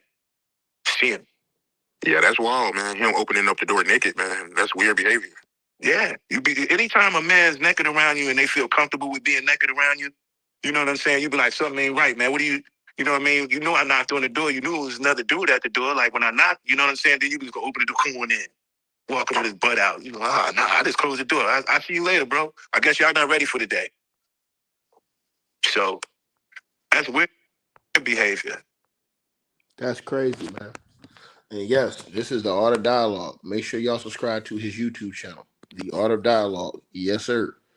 And he have dropped classic interviews, man. And I'm telling you guys, bro, like this dude literally said that they have casting couch type of stuff where you'll summons the artist to come up to the room. Tell the artist, I said, come up here, we got a meeting. How the hell am I an artist? Allegedly, I'm signed to you and I'm trying to have a career. Think about this now. I'm trying to have a career and trying to get into the business, but I'm summoned to come to your room. And when I open the door, you in the tub soaking butt ass naked. Come on, man. Talking about some, tell the artist I said, come up here. And he's soaking butt ass naked in the tub with no clothes on. Yeah. What type of time is that? What are you subjecting people? I'm keeping it real, man. I'm keeping it real, man. Diddy got some serious allegations against him. Either everybody is lying scum. And I'm talking about it is the biggest scheme that we've ever seen in mankind against Diddy. The biggest scheme we've ever seen in mankind. Or Diddy is the biggest liar in the history of the free world. Pick one. There ain't no other way around this. Because he said all these people lying. And then he got a few delusional. He got one delusional cat that I know of. One man, bro. But this dude, like I said before, they say all of them lying, y'all. Everybody lying. They say all of this is frivolous. Everybody lying. Make it make sense. Make it make sense. Make it make sense. And again, we have to be honest about ourselves and holding ourselves accountable. Because all y'all that's in this chat room right now, the 4,000 plus that's in this chat room, why didn't we have the same energy for others that don't look like Diddy? When them allegations came out against Skip Bayless and Charlie Dixon, why we ain't have the same energy as far as everybody coming to check out those videos? They on the channel. They right there on my channel. All you gotta do is go look right down on my timeline, right under my live videos. It's right there. But y'all didn't keep that same energy. But when it comes to Diddy and Jay and all these other guys, it's a different type of energy y'all keep in the chat.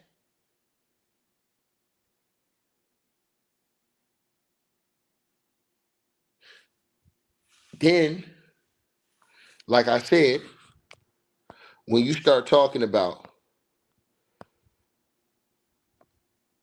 youngins and people who were not of age, think about this. People out here pulling punches, depending on who you like. So if you like somebody, whether it's a candidate or whoever it is, you will reserve and your whole opinion. You may have strict beliefs in something, but if it's somebody you like, shit, you're willing to turn a blind eye to this stuff. You know what I'm talking about. You know what I'm talking about, man. You know what I'm talking about, man. It's sad, brother. What's going on? It's sad, man. Because the same smoke should be kept all the way across the board. People were outraged when they thought that Diddy could get out on bail. That it was a thought. But Mike Jeffries, this man is accused of all those things with them boys. All of those things with them boys from Abercrombie and Fitch. You think anybody cared that that man got bail? You think it was public outrage that he got bail? Nope. Garth Brooks, he gets accused. That media, we do round-the-clock coverage on Diddy, Jay-Z, all these guys. What happened to Garth Brooks' situation? What happened to his case? It wasn't dropped. What dropped?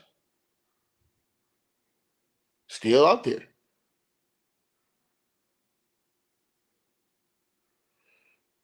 We have to be of a mindset, in my opinion, that if we're going to stand on business, then we got to stand on business. And I'm talking about the support from watching the videos, sharing the videos, sharing the information, man. Do you want your kids subject to this type of shit, man? That's the question you got to ask yourself. Because once your kids get older and they go to school and stuff like that, and they're starting to get ready to go to college, bro, they get subjected to this type of stuff like this. You don't want your kids subjected to this type of foolishness.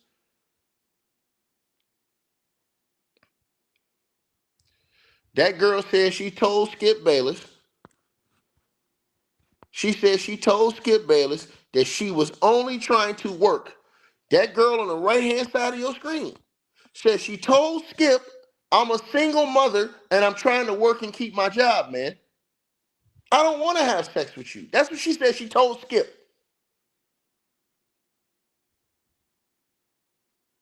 She said he didn't care. Kept pressing for her.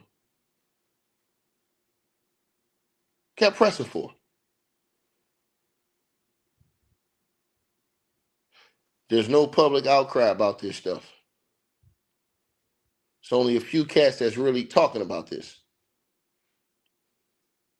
These are all facts. Right? Think about all these different things that's going on. This woman says the man was pressing up against her chest. All kind of stuff. Accusing her of having sex with Shannon Sharp. Screaming on her. She said she got some of this stuff on tape of her encounters with this guy. Saying that you F Shannon Sharp. That's what she said in the lawsuit he said to her on numerous occasions. And when she said she didn't sleep with Shannon Sharp, she said he said bullshit, bullshit, bullshit.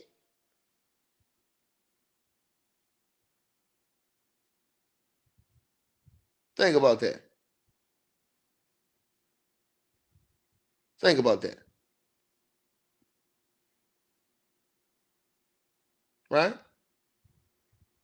The man who worked with Skip Bayless at ESPN, Jay Crawford, who worked with Skip Bayless at ESPN, said that Skip Bayless was in the meeting room at ESPN. He said that Skip Bayless in the meeting room at ESPN, y'all, right? Now check it out, y'all. In the meeting room at ESPN, Skip Bayless brought up how much sex he had and that he had more sex than all the other people that was in that meeting. He said it threw him back that Skip said that. Jay Crawford, the guy in the middle.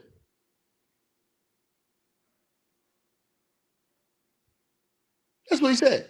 He was the host of that show on ESPN with Skip Bayless and Stephen A. Smith.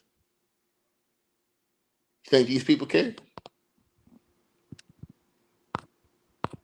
Think they care? Think about this stuff. He said it. He said basically Skip bragged about it. Think about that stuff going on, man. This guy right here, look at this guy. Look at him.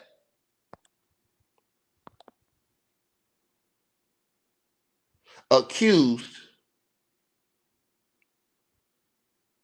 of having a sexual relationship with this woman right here, who's a host and who's been getting moved up expeditiously at Fox Sports in all of these different roles that people think that she wasn't even qualified for. She came from Miami as a bartender and a part-time radio host. But now she's on national TV, hosting main big sports shows. Right? No shame. I turned on the TV today. She's on TV still working. And so is all the other dude who was accused, that the dude who was running around here talking about he's a man of God on the left-hand side of your screen, Emmanuel Acho, who's accused of having sexual relations with this woman by this other woman. But for some reason, a videotape that he had on his social media years ago praising how hard Joy Taylor worked to get to her position as a woman in the industry. All of a sudden, he took that down. Think about it. That video has disappeared from his account. But not, you know, the internet's undefeated. They recorded it first. So why did he take it down? Why did he take it down? Right? So when Mark says these type of things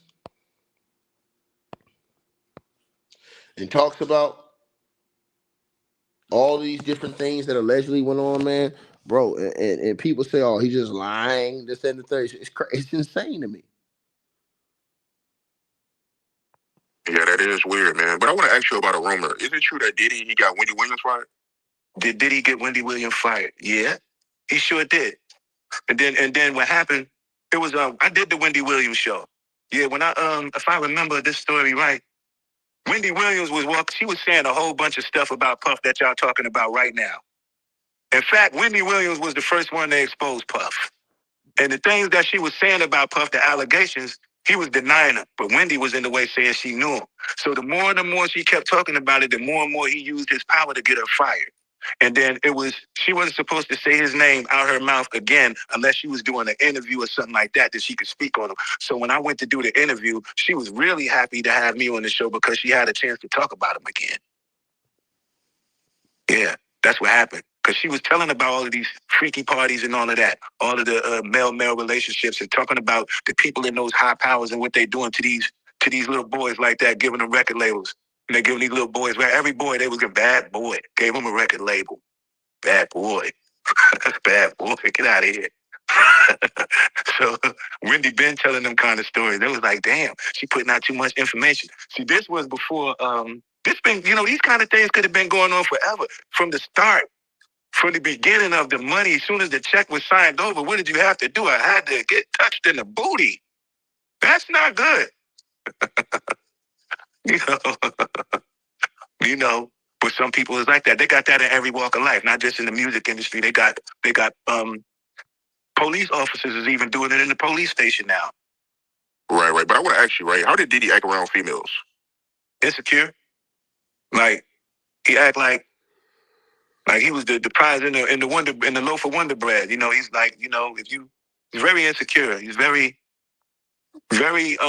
don't want to see her talking to no, but don't talk to no. You know, it's almost like, you know how they got a saying called, if she winks, she'll.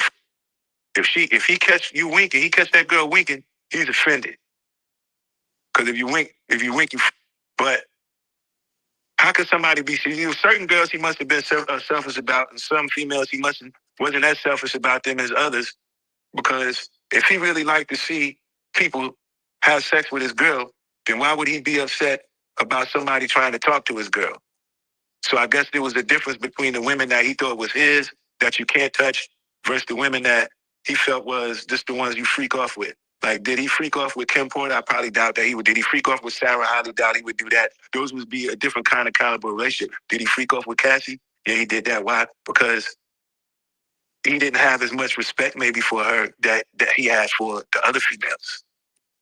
So even around people, period, like he'd get upset, throw tantrums. This powerful. It's like, don't look at nobody. Don't talk to nobody. You just sit here. You know, that's it. Like, he have a girl sitting in the, man, look, I used to go to his lounge. He used to have a lounge with a pool table and stuff in it, and the kitchen and all this, and daddy house. So I go to the lounge. I'm in there shooting pool, and he have a girl that he done had come meet him up there, and she be sitting in the lounge on the chair waiting on him to come. He ain't come. He ain't get to the studio about 3 hours later. I'm in there shooting pool. I'd be like, you want a drink? She be like, yeah. By the time he come in, the girl like me now. You know, left her here for 3 hours with some drink and me? Oh, man, that's a problem. He'd be like, he'd be very uncomfortable with that. And I would have been too, because I'm like, you leaving her here and you're not paying her no attention. The only thing she wanted is somebody to pay her a little bit of attention. She here because she want you to pay her attention, but you're not paying her no attention. So the first person that come and pay her attention, she gonna laugh and giggle and drink. He gonna come in, he ain't gonna like it. That's what kind of person he is, not gonna like it. You know, I remember one time I brought a girl to the lounge to meet me, and it happened to be a girl that he liked when he was in high school, and he was mad that I cracked her. He was like, "Will you meet us?" I met her at the club. Bro, I met her at the club. Then it was a time when they be like, "Yo, send Mark Curry back to Atlanta." I was doing too much. Latasha T says, this man just talking. He don't know what he talking about. This man just talking. He don't know what he talking about. That's what Latasha T says, y'all. This man just talking. Latasha T, where are you from? Who are you? I'd like you to identify yourself. What credentials do you have? I ask you that with all due respect. I don't want anybody to block her. I'm asking her a question. Latasha T, you said that this man is just talking. He don't know what he's talking about. What are your credentials? Are you somebody that was in this circle that you would know better than a artist who was signed to Bad Boy? Right? I'm asking you a question. Right? Right?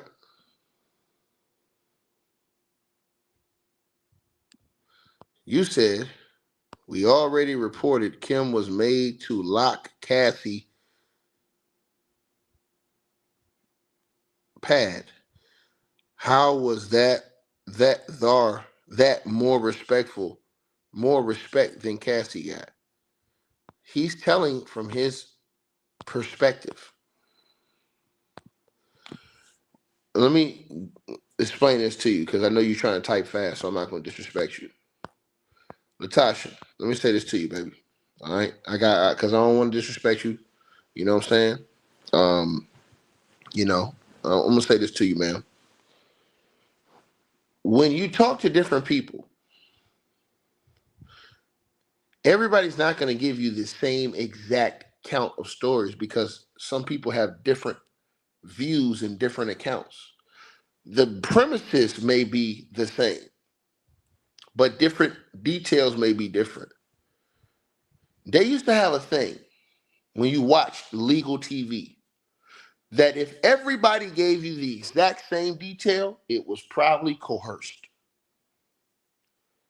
But when everybody had mainly the main premises, but different little details, then this would probably be something that you could believe because everybody sees things from different perspectives. So from Mark Curry's perspective, man, maybe that's what he saw personally. He might not have seen it like somebody else, like maybe when Gene was there, he saw some things.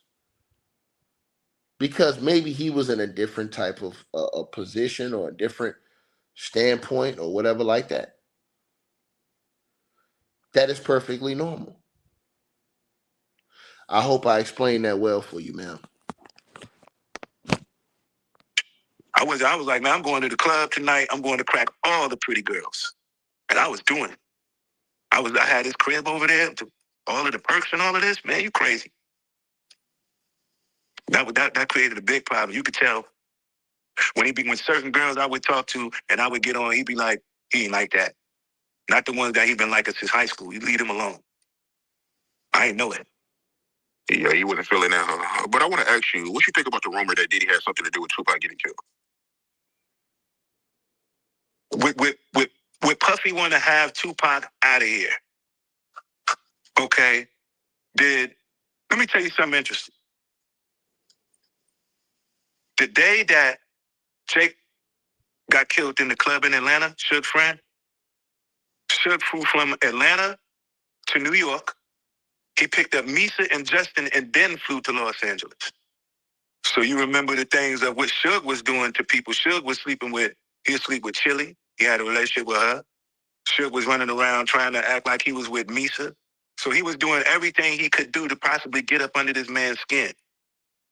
So if Suge was with Misa and had Puff's son, and Tupac is talking about it, do you not think Puff would be upset about that? Absolutely. All right, so with that being said, he has all good intentions to be upset, right? And we see in a sign of him being jealous over women and the things that we see him do to women. If a man to put his hand on a woman, can you imagine the other things he's capable of doing? He don't have no morals. So when you asking that question, some questions are there for people to have to put the 1 and 2 together to come up with the 3. If I just sat there and told you flat out this, man, that's a pretty wicked conversation. But you can put it together though. When you look at it, it was all in the tabloids. Tupac was he had songs where he's saying, first off, that's the bitch in the clique you claim, West Side to the Diamond, you know what I'm saying? Bad boy for life, your wife. You understand that song? Hit him up. He did Biggie Smalls, Junior Mafia, some Mark at, you know what I'm saying? A man that put a whole song out like that and embarrassed the shit out of insecure man. He said it. So I mean, we and then never, and you ain't never heard them have a conversation, apologize, anything about it. It just happened the way it happened. Oh yeah, well this is how that goes. And then you have Biggie coming out with the Who Shot You? Separate the wheat from the opsa. Lead hard to creep the Brooklyn streets. It's on there. All that bickering and beef. I could see sweat trickling down your cheek. Your heartbeat sound like Sasquatch feet. He did that song, and then Tupac did Hit Him Up. The click in your beat, you claim, you understand? And when they played that song in the club, I was offended. I ain't like that Tupac song myself. I felt like that was just so disrespectful for the DJ to play that song. And he know bad boy, it's a bad boy party, and he gonna play that song. Acting like he don't know. So it was a big problem. It was a big problem that was going on within. They were saying, New York, big city of dream. Snooping them. There was a whole East Coast standing against the West Coast at one time. Behind these same kind of things, man. So can I say he had anything to do with it? I can't say if he did or not, but I can say that everything else that comes behind what happened, it adds up. And so, Both Diddy and Jay-Z are both innocent of what they've been accused of until proven otherwise. If it goes to a court of law for Jay-Z and in a court of law for Sean Diddy Combs, we'll have to see how this plays out, man. You guys let me know what y'all think. 2025 has already started off on fire. Y'all let me know what y'all feel in the comments. Salute to everybody that supported this stream. Like, share, subscribe. I appreciate all of you guys for tapping in. Love, honor, respect. Shout out to Kim Morgan in the Cash App, the donation. Also, shout out to Gwendolyn Thompson in the Cash App with the donation. I appreciate both of you. Mr. Swiss, salute to you for the donation in the Cash App. Rashad Jones, salute to you. Marlo Ward, salute to you. I appreciate y'all in the Cash App with the donation during this stream tonight. If y'all want to donate, the link pinned at the top of the comment section. Cash App, PayPal, let me know what y'all feel. Go on. All right, you guys, so we appreciate everybody that popped in, supported this video. Make sure that you guys shop our merch. We got that new A-Weapons merchandise right there below this video. All you got to do is look below. The links will be pinned at the top of the comment section as well to get the merch, to donate, support the channel, and subscribe to our podcast show. You'll see all those links pinned at the top of the comment section of this video. And we appreciate everybody that supports this channel and our networks. Also, that straight drop weight loss formula. Go to the website. You guys will see that. A link for that will be pinned at the top of the comment section as well. Go right there for all of your weight loss needs. Straight drop weight loss formula. We have a lot of testimonials on the website. You can go to www.str-8-drop.com and get you some of the weight loss formula today. Take your weight loss serious. Get in the gym, work out, exercise, and do what you got to do. Stay on point. We appreciate everybody that's been locked into this video. Again, all the links are pinned at the top of the comment section below. Salute to all of y'all. And again, we appreciate everybody who support what we doing over here.